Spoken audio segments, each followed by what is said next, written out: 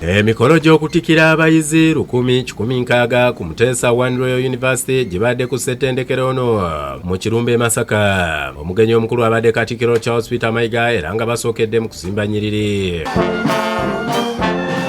Myuka akulira ettendekero lino Professor Vincent Kakembo ategeezezza nga ku mulundi guno abayizi abawala bwe basinze ku balenzi. This 10th graduation ceremony we present to the congregation 1,160 graduates, of whom 687 are female. Kulira olukiiko olufuzi olwa University eno Dr. Maria Goretti Nakabugo annyonnyodde ng'enkola ey'okusomera ku mitimbagano bw'eri emu ku nsonga ze bakutte kannabwala ekisobozesezza abayizi ne University okuganyulwamu. Boogera kwe Katikkiro Peter Mayiga alaze obwetaavu obw'okusoosowaza okusomesa ebyobulimi ng'erimu ku kkubo erijja okuyambako okubbulula ebyenfuna by'eggwanga lyattu. Kubanga ensenga nga zonna zirina amakolero, ekyo kye boogera kituufu.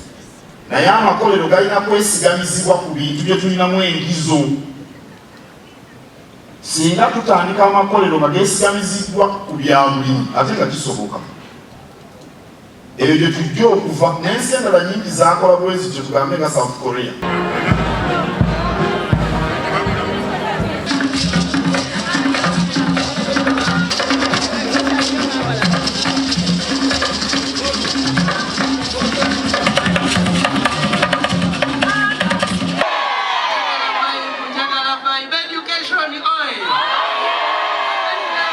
Download the app on App Store or Google Play Store now.